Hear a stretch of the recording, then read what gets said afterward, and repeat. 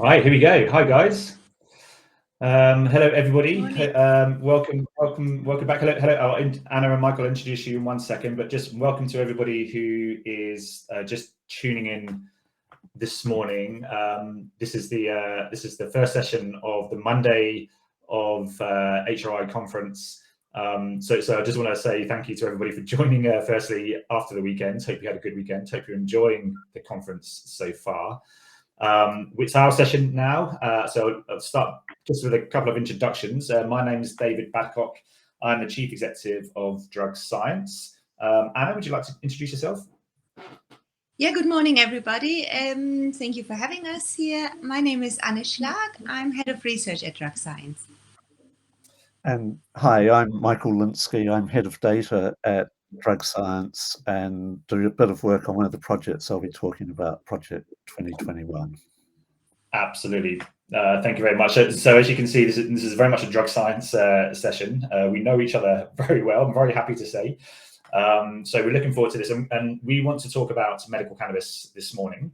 But before going into that, just a short intro to drug science for those of you who perhaps don't know who we are and what we do. Drug Science is a charity here in the UK. We've been going for, I think, something like 11 years now. We were set up by Professor David Nutt as an independent scientific body to examine the evidence around the impact of drugs that predominantly are illegal here in the UK, but we're also very interested in legal drugs like alcohol and tobacco. And what we want to do is, since the very start, is really to kind of try to disseminate the correct information about drugs, the truth about drugs, as we would say, both in terms of the harms that drugs can cause, but just as importantly, the potential therapeutic benefits that we think many drugs that are currently banned have. So we do that by examining existing evidence and by creating new evidence that will support the way in which we think drugs should be viewed by society, how we think drug policy should be developed, how we think the media should report on it, how we think children should be educated on it. All of these things very much based on scientific evidence, rather than sort of the rhetoric that we've had for many years by various governments across the world, media, and just general misinformation. So that's drug science. One of the areas, there are several areas that we are particularly interested in, but one of those has been medical cannabis. Has been since really from the very start of drug science. We've always taken a strong interest in this area because we know, well, we're pretty sure that medical cannabis has got some very significant health benefits if it's used in the right way and people in the right conditions. And we're very aware that there needs to be more evidence to support it.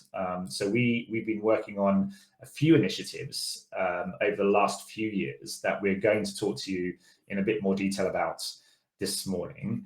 So we're gonna start in a moment with Anna talking about actually giving an overview of medical cannabis here in the UK, and talking about the work that we've been doing specifically with children with intractable epilepsy, and some other things in there as well. And I've seen Anne's slides, so some other things in there as well. And then Michael's going to talk specifically about the very large-scale observational study that we're currently doing, which is called Project 2021, where we are already starting to show some very interesting and significant results, which are showing how medical cannabis is having a positive effect in patients who are being prescribed. We're going to give you this overview, and then we're really keen to hear any questions from you, and we'll answer your questions. So please do put them in the online chat as we go along. I can go back and find them and pull them out. So if you think of a question, just put it in there. Don't wait for the presentations to finish. So without wasting any further time rambling on, I'm going to hand now to Anna, who's going to start her presentation, and we'll go from there. So Anna, are you good to go? I hope so. I hope it's going to be We've shown now. We've tested it over the last half an hour. Right, here we go. Looking good. Okay. We're getting there. I think it's going to come up.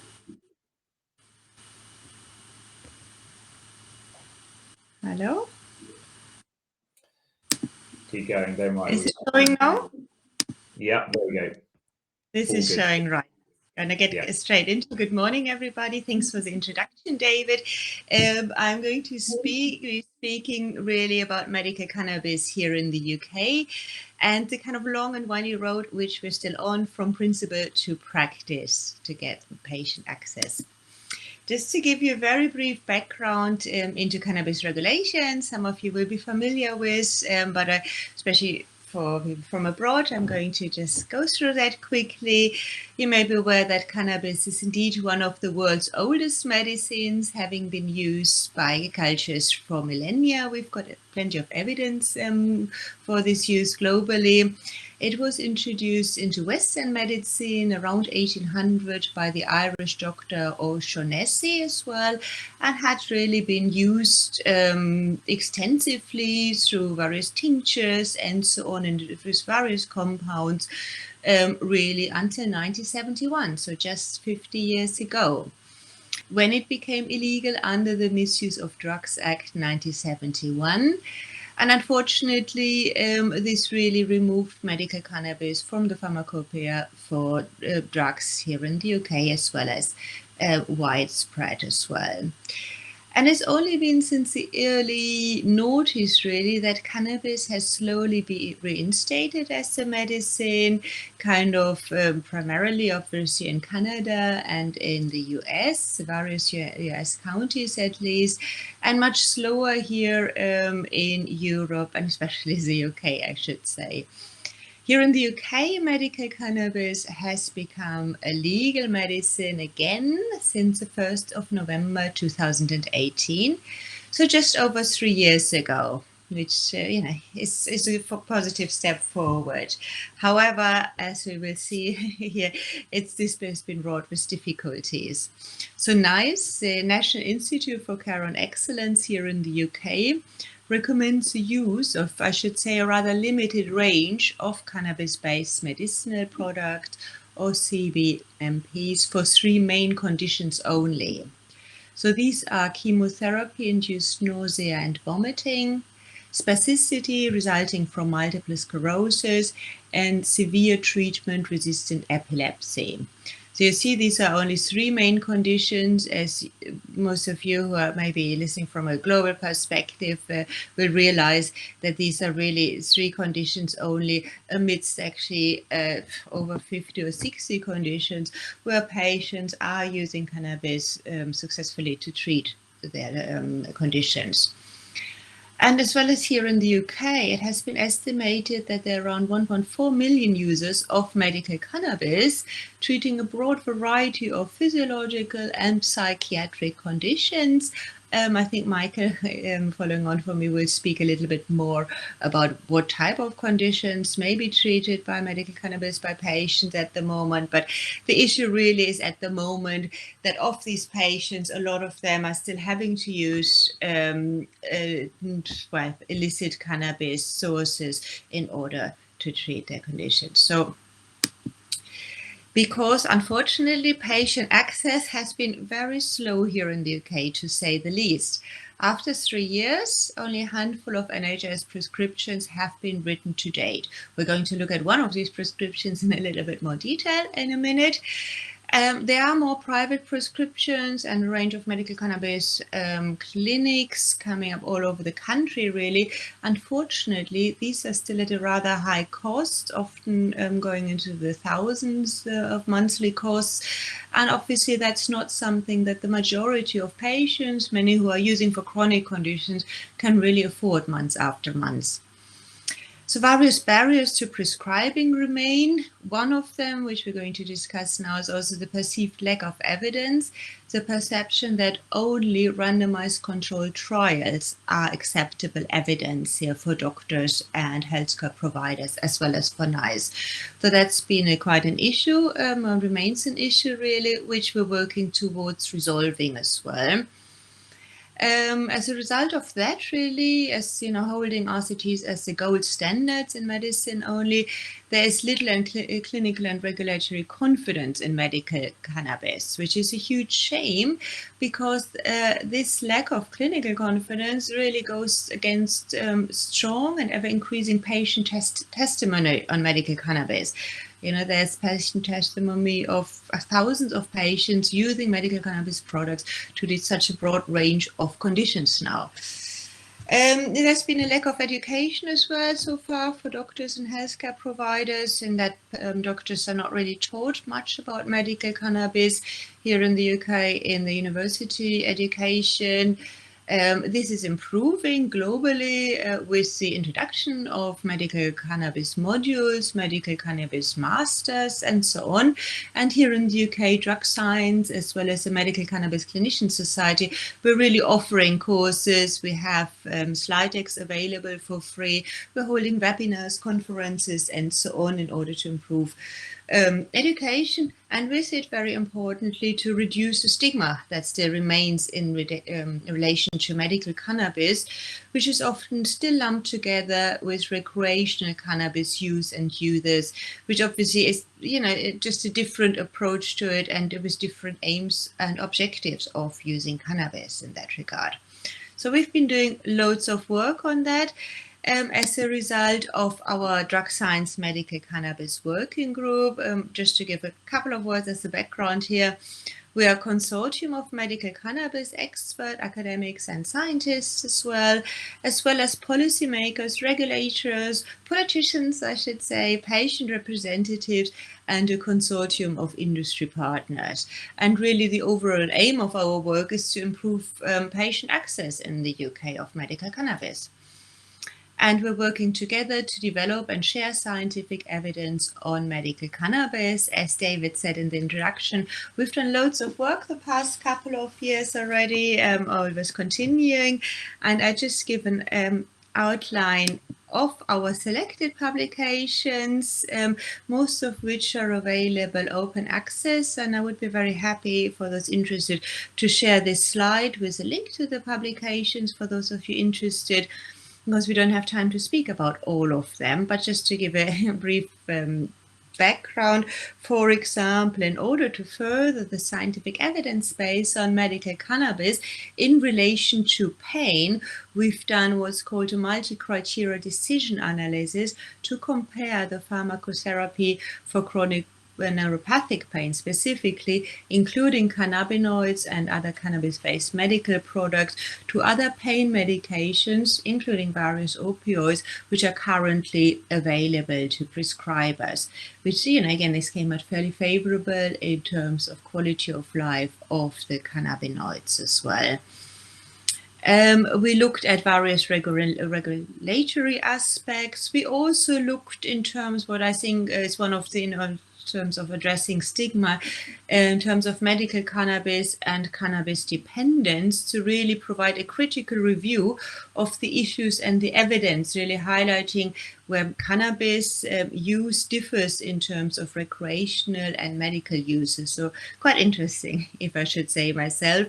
And also here in terms of current controversies in medical cannabis, looking at really, okay, what is the RCT evidence and what is the patient-reported outcomes evidence? And these differ quite a lot at present still, so very interesting. However, what I'm going to speak about today is the last bit here, together with obviously Professor David Nutt and our wonderful intern Ryan Safar, medical cannabis and pediatric epilepsy in the UK. And it becomes clear soon when I cross over it, that this is still an ongoing controversy, which we're working really hard in resolving. Some of you might be familiar with lovely Hannah Deacon and her son Alfie Dingley.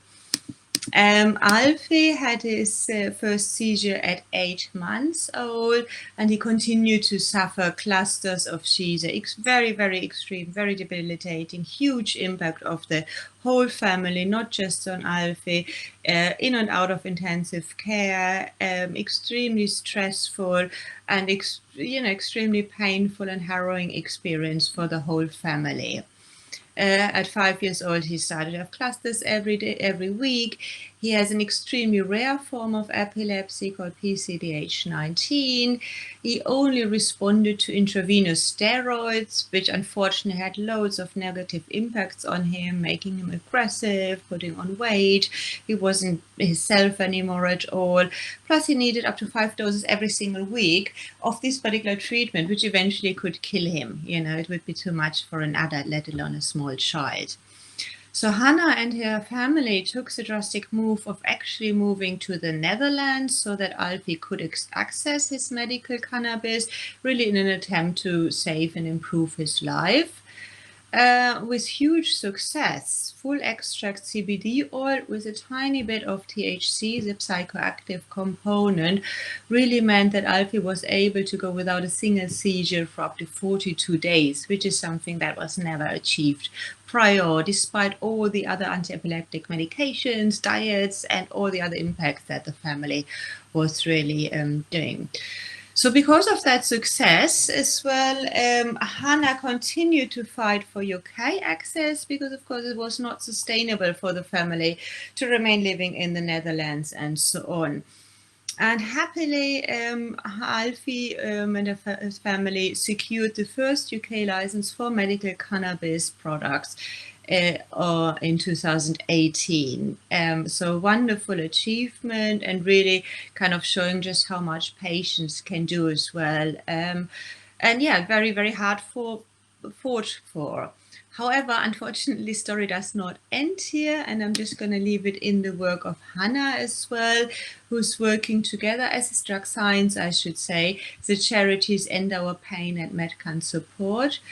Hannah said this year as well, I work with the campaign group End Our Pain and Medcan Support, currently supporting such families.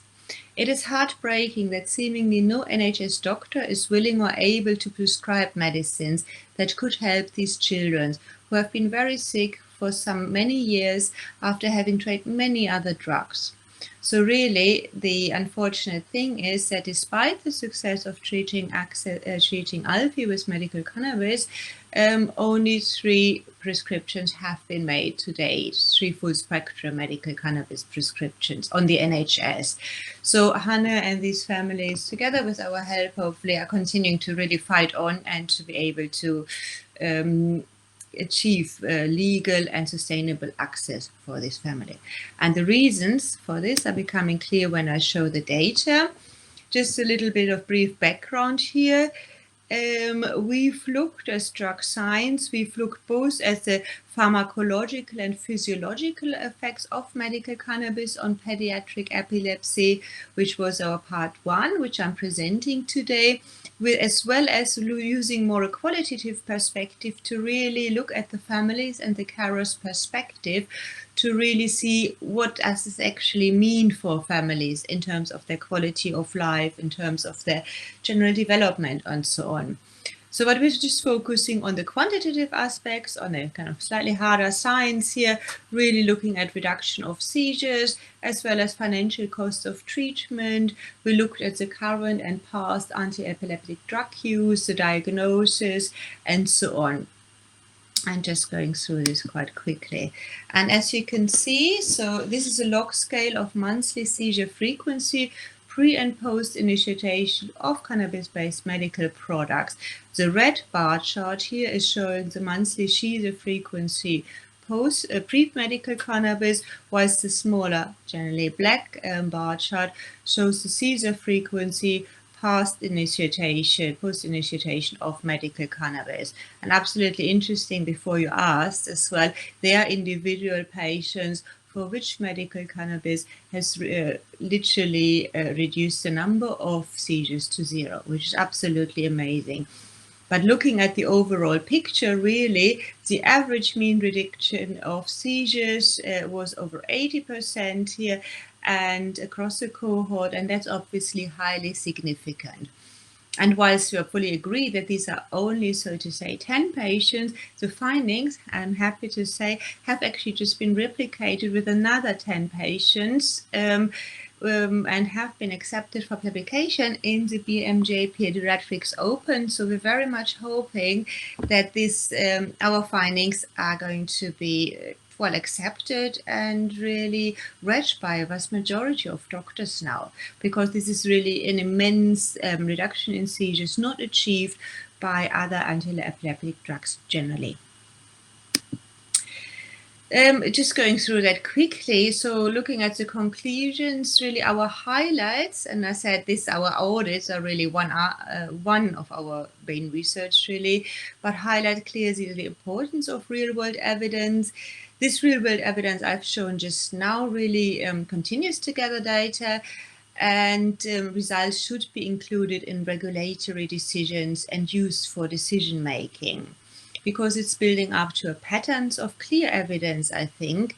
And we've looked at epilepsy just now to keep it brief, but we are also seeing very, very impressive results, for example, in relation to treat pain conditions. Real-world evidence and the patient-reported outcomes highlight the areas for further exploration. For example, in some disorders, such as psychiatric disorders, more rigorous clinical trials might clearly also be required. And I think I'd like to add that including the more qualitative, or what some would say softer evidence that I've presented here, is not to diminish the value of RCTs at all, but really to complement the RCTs so that patients can get access who have been shown to receive positive results from medical cannabis. So we argue that in relation to medical cannabis, at least, we need to argue against RCTs or move forwards as the only gold standard, and to widen the evidence base here. Also, RCTs are clearly not the best way to assess the efficacy of medical cannabis, which makes it quite difficult with this variety of compounds to assess the evidence. And if the sole focus remains on RCTs only, the results will take years. And as we've just seen, patients could clearly and really need to benefit from the medicine now already. And we need to include other evidence to improve patient access here in the UK. Audits I've presented already, MCDAs we've touched on briefly, and observational trials such as Project 2021, Professor Michael Linsky will speak about now. Thank you very much. Thank you, Anna. That was a fantastic whistle-stop overview yes, of a lot of the work we've been doing over 2 years, and I think it's fair to say, I mean, that was very much a summary. There's an awful lot of work has gone into producing those studies.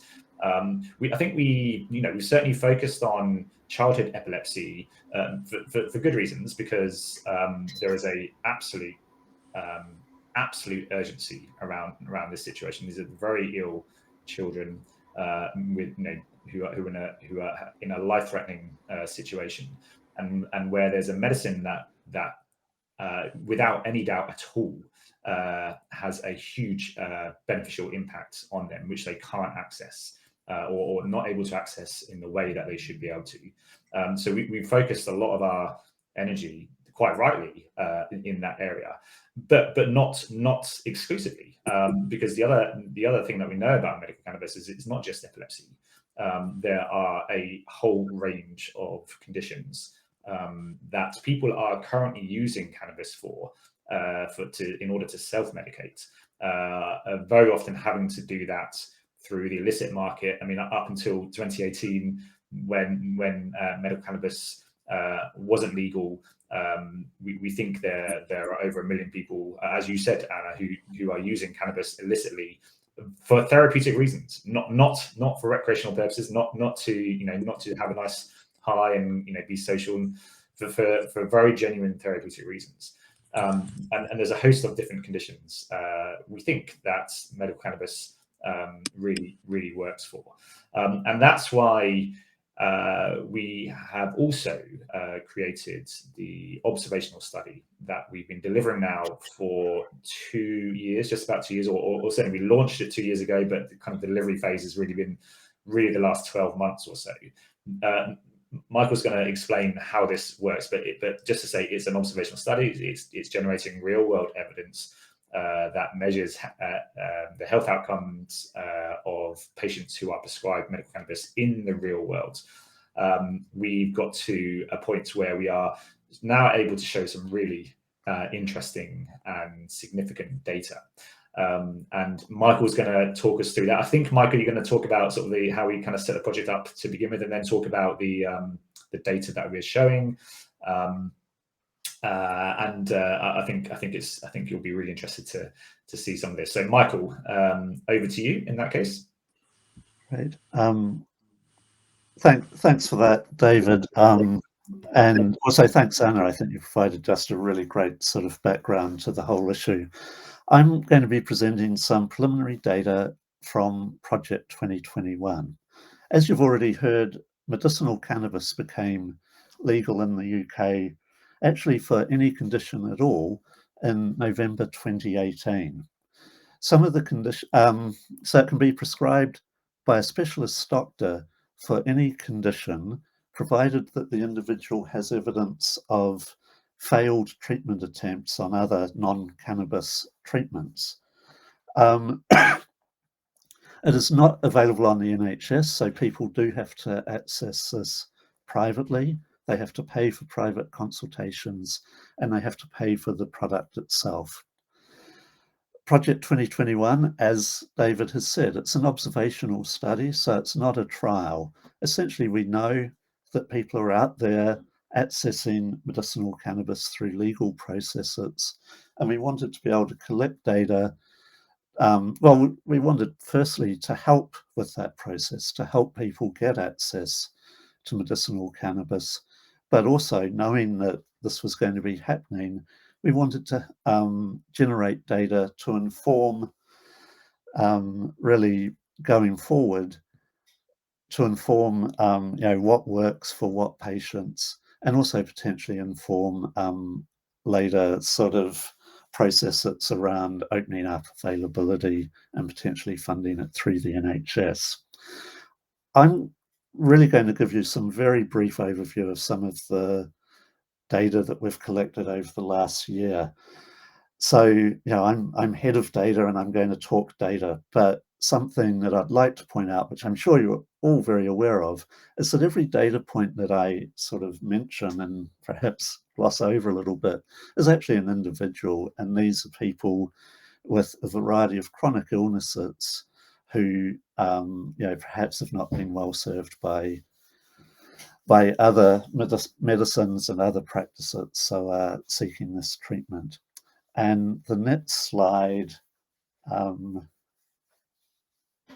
just shows the numbers of people who have been enrolled in T21 really since it started. So we started setting up the project about 2 years ago, but it's really since August 2020 that we've been actively enrolling people and gathering data from those who are receiving medicinal cannabis.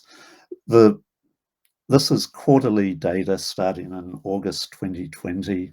The blue bars show the numbers of people receiving an initial appointment to gain access to medicinal cannabis. As part of the project, we try to follow up people at 3 monthly intervals. Part of the law specifies that people need to have a medical appointment at least every 3 months to continue with their prescription. So at that time, we try to access some further information about their health and well-being. And you can see that really there's been quite steady, and I'd have to say pleasing, increases in the number of people entering the project at each quarter over the last 15 months. The orange bars show the number of follow-up appointments in that period. And the next slide gives some information about the characteristics of people who are seeking treatment. We've had about 1,800 people enter the project. The majority, about 2/3 of them, are male. There's an incredibly wide age range from sort of 18 to 90, which is pretty wide. The average age is 40.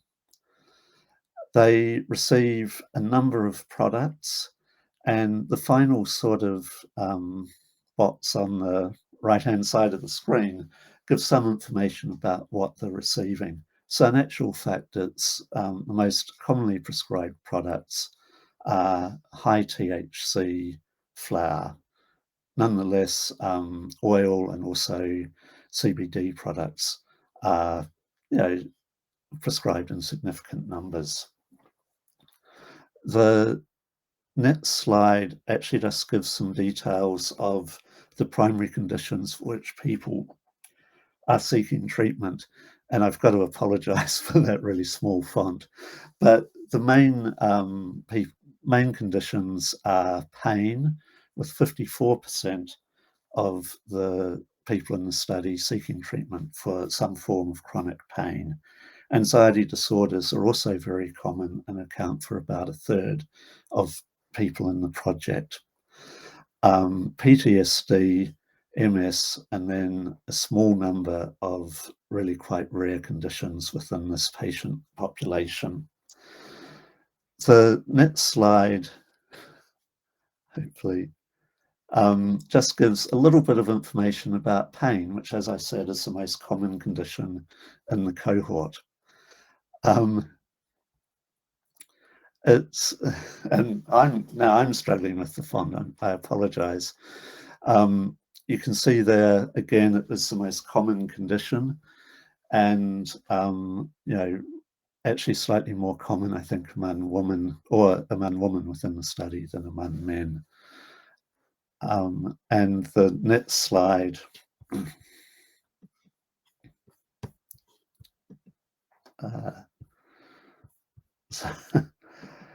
Sorry.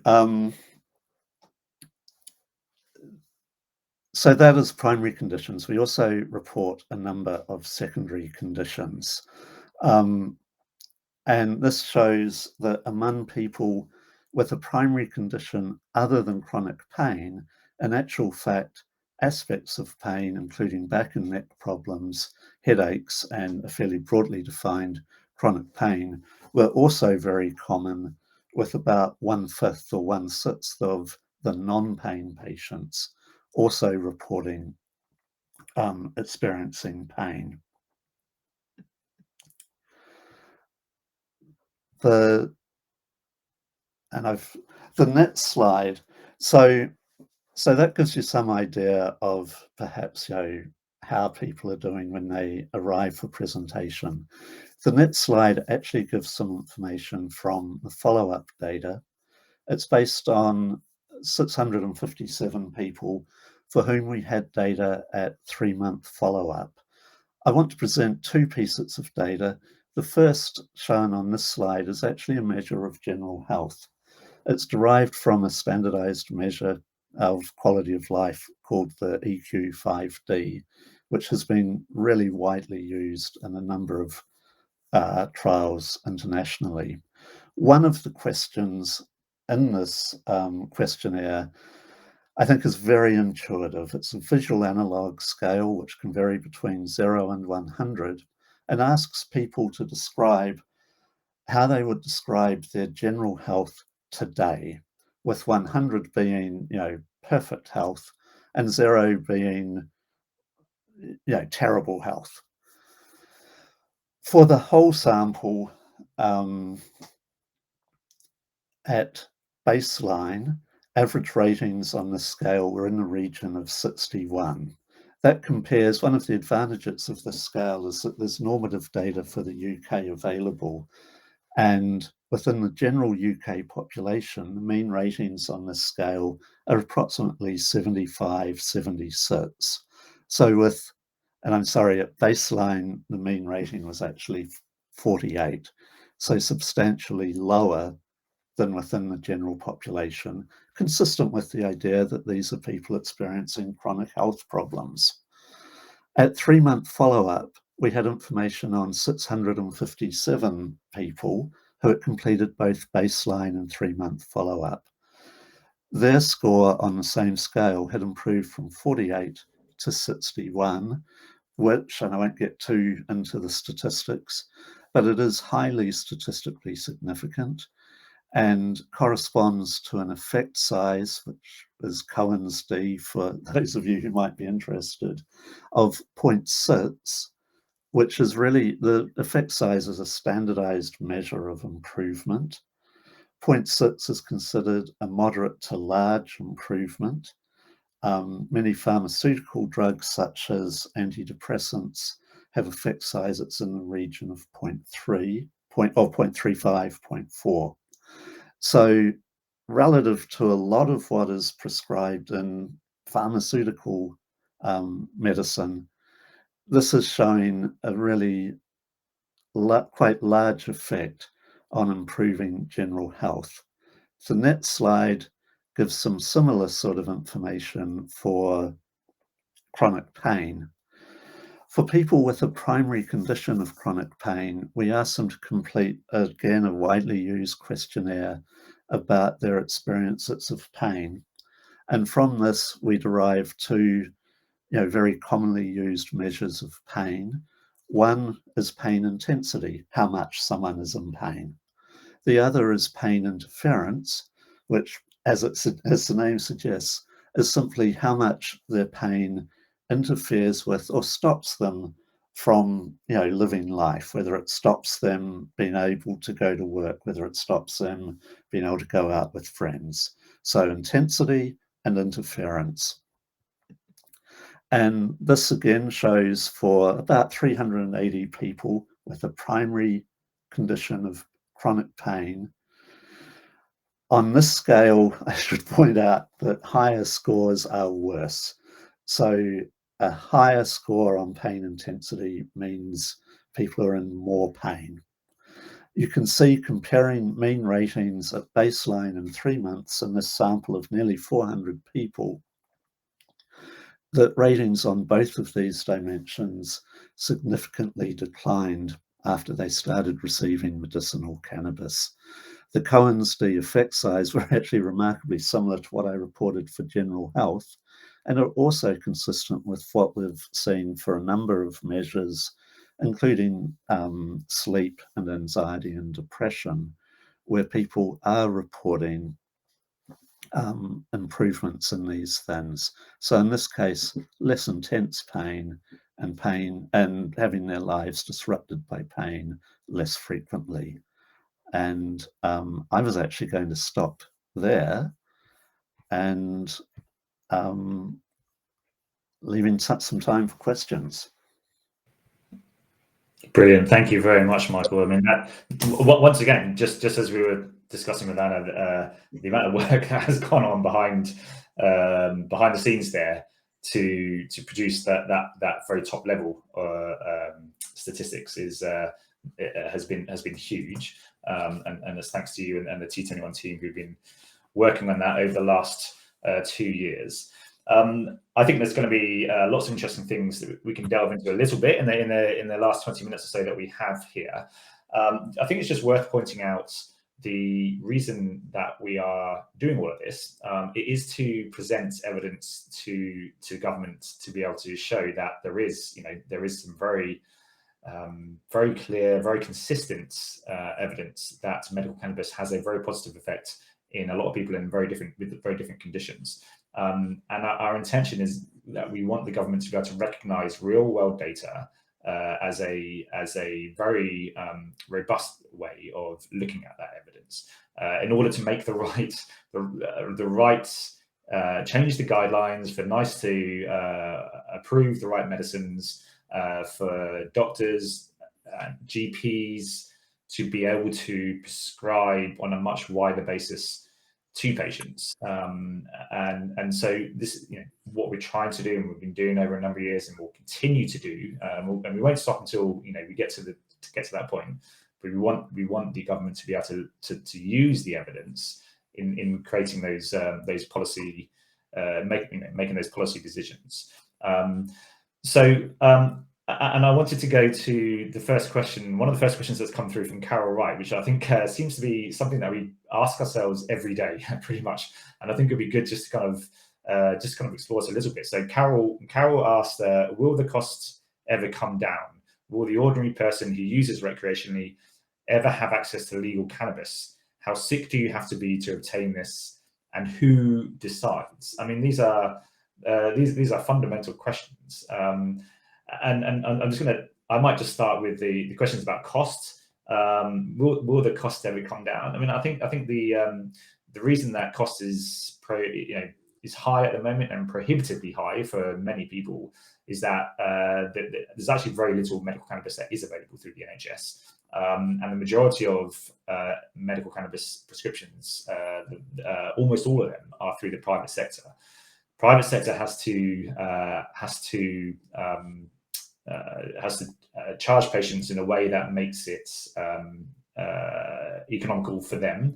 But they also have to go through all the regulatory processes and barriers and hurdles just in order to get the medicinal products into the country, available for patients. There's a whole series of regulatory hurdles that they have to go through, and that just puts the cost up. It just means there's more cost, there's more work to be done, and that cost in the private sector has to be passed on to the consumer, essentially, to the patient.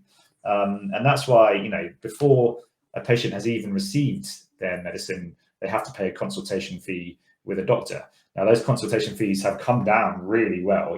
They're much less than they used to be, but nonetheless, they still have to pay a private consultation charge. Then they have to pay for their medication, which, as I say, has gone through all manner of regulatory barriers in order to get to the point where it can be prescribed.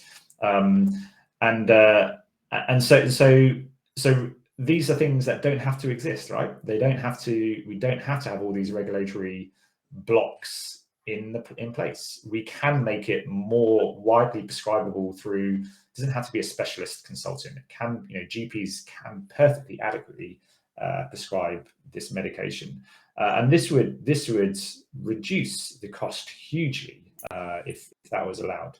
But at the moment, that's not possible in that way. So I think it will come down, but there's going to be some significant policy changes that need to happen in order for that to become possible.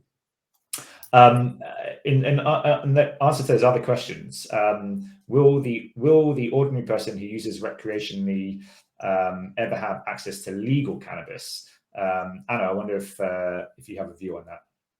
Yeah. Oh, sorry. I can. We can hear you. I think you're frozen. Okay. So I guess this is in relation more to recreational cannabis, I assume. Yes. Yeah. Okay. So I mean, there's loads going on globally. For example, in relation to Germany, I think everybody's kind of looking what's going to happen this week, because it's very much in decision now with the new government whether there will be a legal recreational market, adult market in Germany. Okay, so just receiving a message here, unfortunately. Anna, I'll tell you what, you're breaking up slightly. I don't know if you or not, but perhaps just give your internet a chance to kind of stabilize slightly. I might go to Michael. Okay. Michael, do you want to kind of go into that second part, which is about the how sick does somebody need to be able to obtain medical cannabis, and who's in charge? Who decides about that? What are your thoughts there? I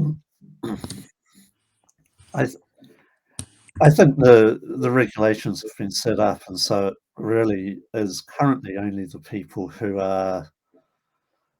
I think their intent has been that they are people who are the sickest of the sick, and so I mean, even just in terms of chronicity, you need to have had a reasonably long-term condition to actually have experienced the sort of treatments that don't work. And so I think there is still something that the regulators, they're not prepared to pay for it. They're not really prepared to provide it. And there is a lot of work to be done. At the moment, the decisions are left up to the individual clinicians. But of course, there are, I think, those structural barriers around cost, which means that at some level decisions are being made really at the level of politicians who say that you can only obtain this privately and after sort of a very fairly long-term history of chronic illness. Yeah, I mean, and again, this is what we're trying to generate evidence around, is showing that you don't need to be that sick, but cannabis can be a medicine that can just give you that those general improvements that improve your quality of life. It's not about epilepsy is a very severe condition, and we know that it reduces seizures very, very significantly. But there are plenty of people that we can show their quality of life just kind of improves enough in order for them to be able to function, just to get out of bed in the morning sometimes, but to be able to plan ahead, not have to take it day by day. They have more stabilized. And I want to add to that. Hopefully now it works better. I don't know, because there was a question earlier as well on terms of the narrative that cannabis cures everything, and obviously, especially there was in relation to epilepsy, cannabis is a treatment, not as a cure, and we're obviously aware of it as are the patients. Completely, and that comes on nicely to Nigel's question, which is does the narrative around cannabis cures everything, does that help us or does that hinder us? I think that's a great question. I've got views, but I wonder, Anna, what do you think about that? And let's hope it doesn't sound good. Unfortunately, it has been a little bit of an issue because it represents cannabis kind of in a wrong way. Neither us as scientists nor the patients themselves actually say, "Oh, it's a cure for everything." I think that's maybe the media representation, how it came across and so on. It hasn't been. That's obviously not quite the case, and this is an issue because that's not just how things work. Yeah, there's a slight echo, and I have to say, but I think we got certainly got the gist of what you were saying there.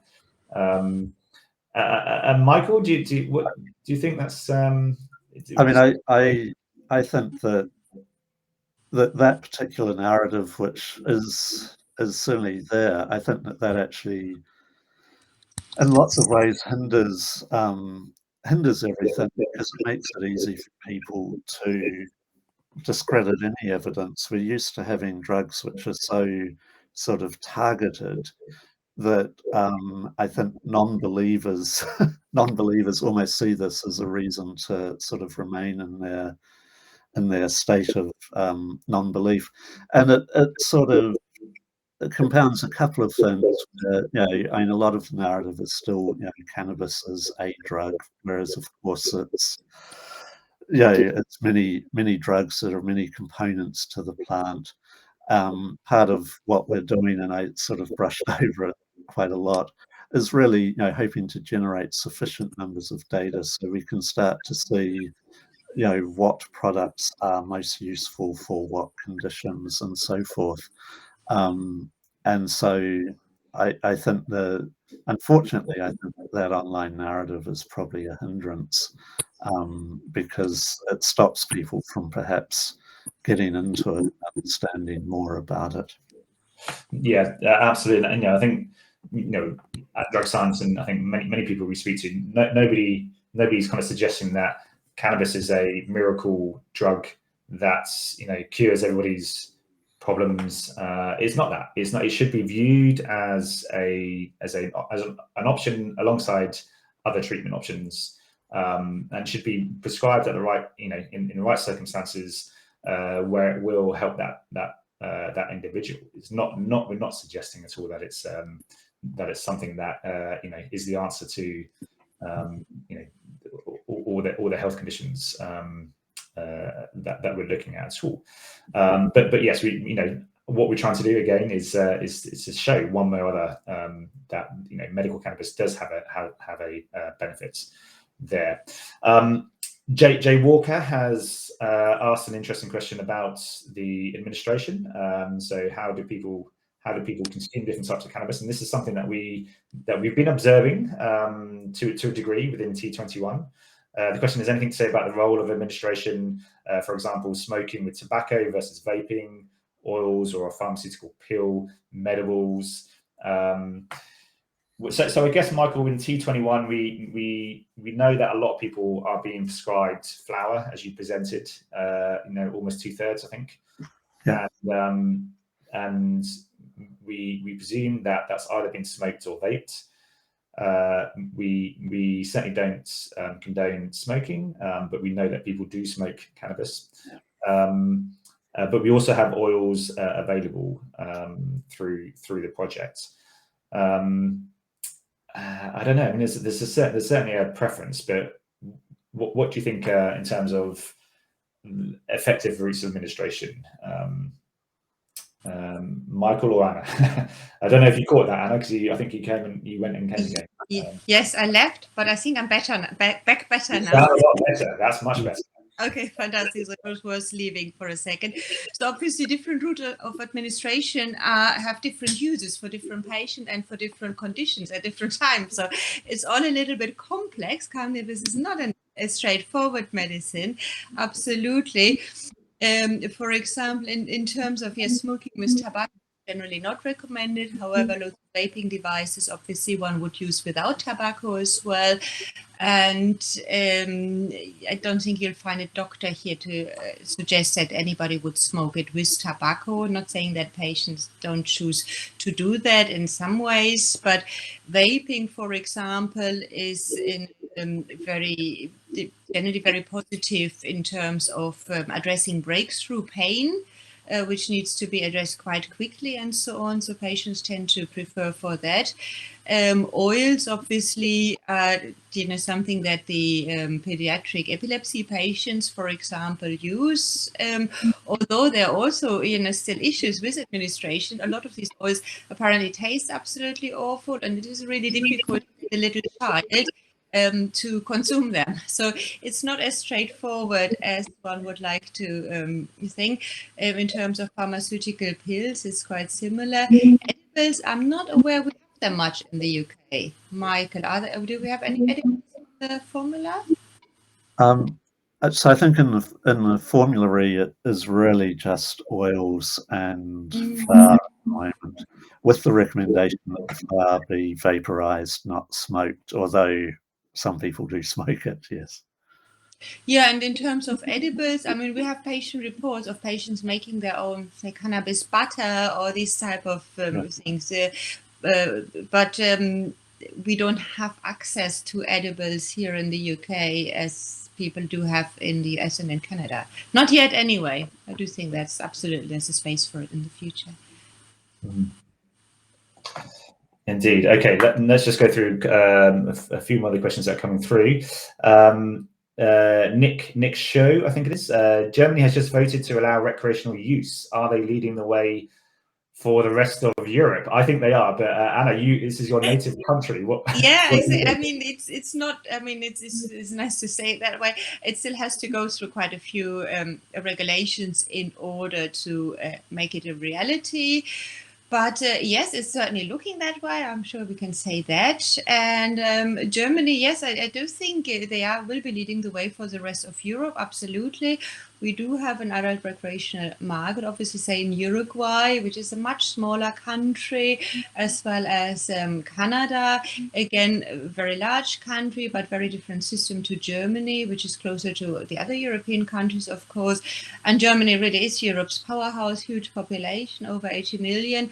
So, I think all eyes are going to be on Germany to see how this goes. And I think for generally effective regulations. So hopefully they will make, if indeed that is going to become a reality, very much hope that they're making a good job out of it, because that has to be also taken and addressed with caution. Yeah, definitely, and I think it's worth saying, not just in terms of recreational use of cannabis, but in terms of medical cannabis, Germany have really, blazed the trail, I think, in many respects, right? Yeah, exactly. And I mean, the huge benefit for the German medical patients of cannabis is really that over 2/3 are able to have it reimbursed by the health insurance. Obviously, it's a different system to the NHS system that we have here, but this is certainly a very positive thing. Still, the Germans complain about it, but it's still a very positive in contrast to many other countries. And in terms of, that is actually seen and regarded as a medicine, not just by patients, but also by doctors, the regulators, and importantly, the insurance providers. So that's it, isn't it? I think there's a culture that's growing within Germany. I mean, it's by no means is it perfect. I agree with that, but it's they are seeing many more people are being prescribed with medical cannabis in Germany than certainly than we are here in the UK. There's a whole kind of there's lots of different ways to look at about how we can improve access, including education and the attitude of the medical profession and the regulations and patients' needs. All these things come into play. But yeah, Germany seems to be kind of moving ahead in a very positive way, I think. Yeah, and I think what's also really good, what we are lacking so far in the UK, hence a database such as T21 had to come in really to fill this gap as well. Something very similar to T21 is done by the Bee Farm in Germany, which is a government-funded agency, basically keeping a registry of everybody who's prescribed cannabis, for which indication, for which product, and so on. So this is done there by the government, and they have over 5,000 or 6,000 patients now. They did start a bit earlier than we are, and every doctor has to put the details in and so on. So yeah, I think very positive, and hopefully something we can look forward to also seeing more results from. Yeah, absolutely. I totally agree. I think there is one more question. So Julia Ryland. So it's back to policy. You said that the policy would need to change before the costs can come down. What policy is this specifically, and what is currently being done to make progress with policy? So I think that was sort of a comment I made. I think that the long-term thing. So in the UK, most people receive treatment without being charged for it through the NHS. Cannabis is not available on the NHS other than for a very small number of conditions and very specific products. I think the long-term sort of change that would really help with this would be for cannabis to become available on the NHS. That is probably quite some way away. I think there are changes in the meantime. So I mentioned that currently it is only specialist doctors can prescribe it. I think there is a potential change to allow GPs to prescribe it that could reduce costs.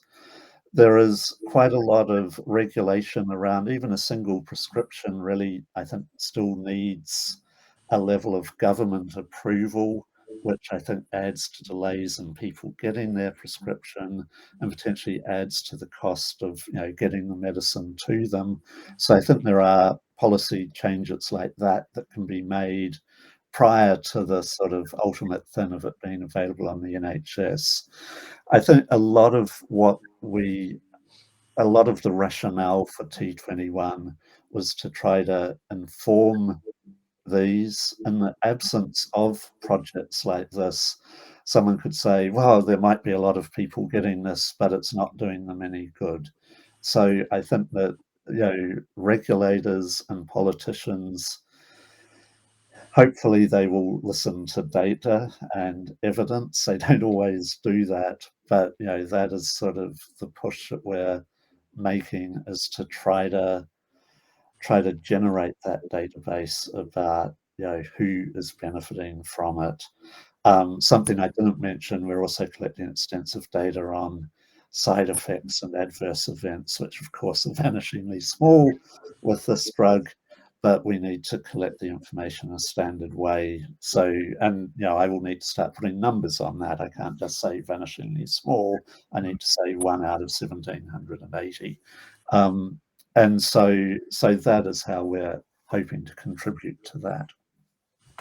Yeah, exactly that. Okay, we're coming to the end of our time, I think, here. Just one quick question from Nick again. What is T21? I'll just say, watch the session back when it's available in pre-record, because that's exactly what Michael explained. I suspect you missed that part of it in that case, Nick. So thank you very much indeed, Michael and Anna, for your contribution. It's been a really nice chat. Nice to do it in your company. We are very happy to speak to anybody who's interested more in what we're doing at Drug Science. So if anybody has any kind of other questions or anything else they want to talk to us about, then you can do so. You can find our website and you can reach out to us. We are very happy to engage with people who we think can help us, or we can work with, or who kind of share the same kind of ideas and aspirations that we have. Thank you very much indeed. I hope you enjoy the rest of the conference, and look forward to seeing you all at some point soon. Thank you very much indeed. Thank you, everyone. Thanks everyone.